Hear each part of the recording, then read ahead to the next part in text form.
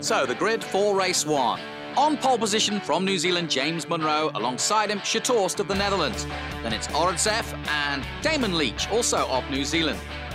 The Australian, Macaulay Jones, is on the third row, and alongside him, the American, Alberico. Then it's Ferrer and Tang, Kodrick and Tveta. Amweg is on row 6, alongside him, another Kiwi, 53, Scott. Then Pedro Piquet on the 7th row, then Hansen, then Corneef, and Brendan Leach in the number 88 on row 8. Towards the back, it's the two Brits, Mardenborough and Rayo, then Rump, Lima, Oon and Hamden, and at the back, Isakian. What a moment this is for young James Munro of New Zealand. Just 16 years of age, but holding the pole position here at TImaru, ahead of Stijn Shtorst. It's going to be an interesting start here. Go on board with Stijn, the Dutchman. Up go the revs and away they go. Good start from Munro, an excellent start by the Kiwi. As he takes the lead, Shtorst can do nothing about it. Oh, big crash, and that's nasty. Ferrer and Macaulay Jones had nowhere to go. The Aussie thrown across the track, and look, what, 4 cars involved, maybe more. Scott, number 53, involved in that. Also number 22, Andrew Tang, Martin Cordick, Robin Hansen, and Pedro Piquet by the looks of it. Here's what happened. Ferrer just didn't brake, and then goes right over the top of Macaulay Jones. That was nasty. And then Macaulay with the broken suspension is just a passenger. Tang and number 27. That's Martin Cordick, nowhere to go. Piquet involved. Here's another look at it. Well, where was Matteo Ferrer, the Italian, going? I have no idea. Bit overzealous to say the least, and he's paid the price for sure. Here's another look at it from Cordick. He was on the outside. Yeah. Nowhere to go, absolutely nowhere to go. And Martin Cordick is Alberico's view, and you can see Ferrer was way out of control. And, well, the Italian needs to go home and have a big think about that one. A lot of damage, and certainly not the way any of these young drivers wanted to begin their race one weekend. Made an error, misjudged the first corner and just went in too quick. And yeah, caused the collision. I got through the incident in the first corner. The second corner, Macaulay's car just speared in front of me, and I had nowhere to go. So it's a tough start to the weekend.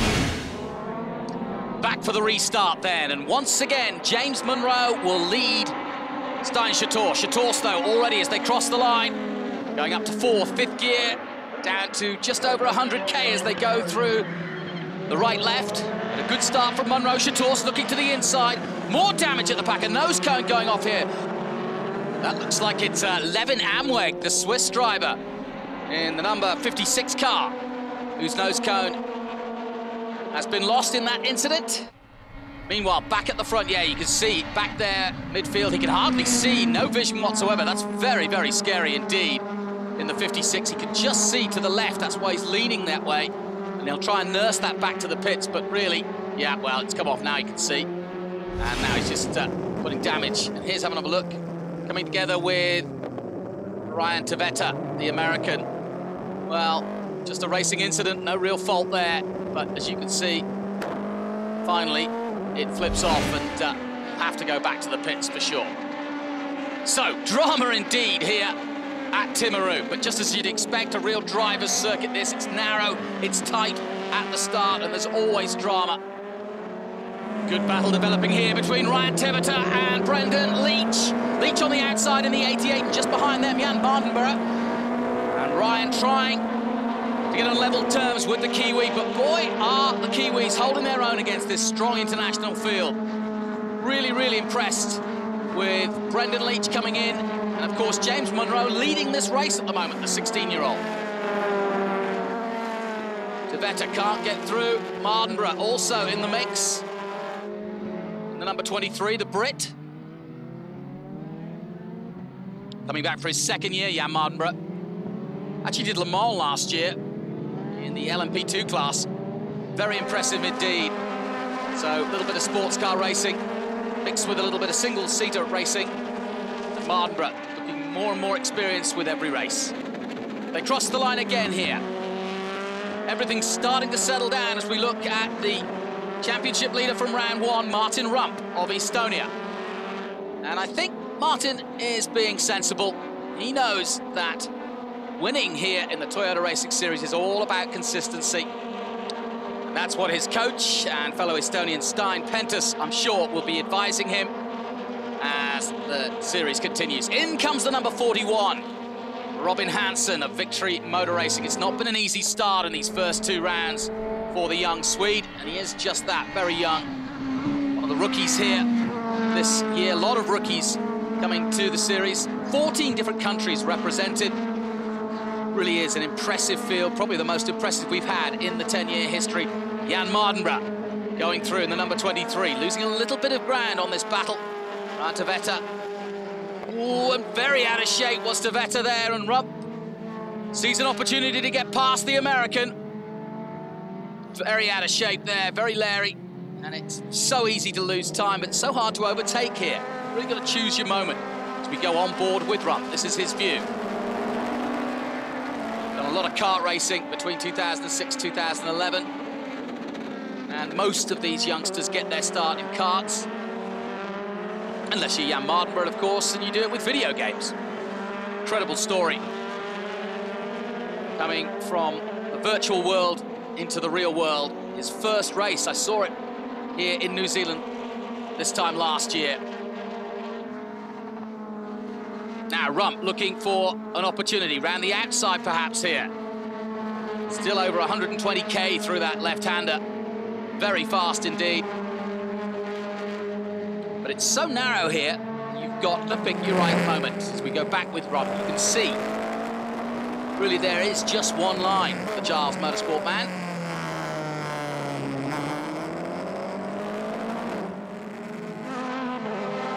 See, he's lining himself up for a chance to get some pace down the straight. Here is that straight. Up to fifth gear, to 212k through there, and then down through the gearbox into third. Bouncing over down to second now. And then back through the gearbox and opening up down the back straight. They get to speeds of some 230k down this back straight about here, sixth gear. And then it's down through the gearbox to fourth gear and about 155 through this next long left-hander. Gustavo Lima in his own battle, further down the field, slightly wide there, but holds it all together. And that looks like Pedro Piquet in the black and red, the number 12. Involved in that early incident, able to get going again. Not been an easy start for the young 15-year-old son of Nelson Piquet. And right now he's having to fight with fellow Brazilian Gustavo Lima as they come across the line again. Meanwhile, Andrew Tang refuses to take his helmet off. That's how he feels about the whole situation. Well, not a very happy Andrew Tang for sure. Neil Motorsport, of course, leading the race with James Monroe. And Tang doesn't even want to talk to his team. He's got his helmet on. He's furious. Piquet jinks to the inside, but he can't get past the number 17. That's Jordan Oon. Jordan Oon started well for E-Tech, but this weekend hasn't gone quite according to plan in terms of qualifying, and he's got work to do. Tveta still under pressure from Rump. Mardenborough right behind him. Surely now Martin Rump is going to make a move on Tveta. They come across the line, and Tveta does get out of the way. Whoa, and Rump overcooks it. Well, Tveta may have been the smarter man there. Rump made a lunge and didn't make it stick, but Tveta's really struggling through these left-handers. Rump surely now, as he comes alongside, will make that move. Mardenborough's soon to follow, and he does get by, does the Estonian. 17-year-old makes up that place into the left-hander. Now Mardenborough's looking for a way past too.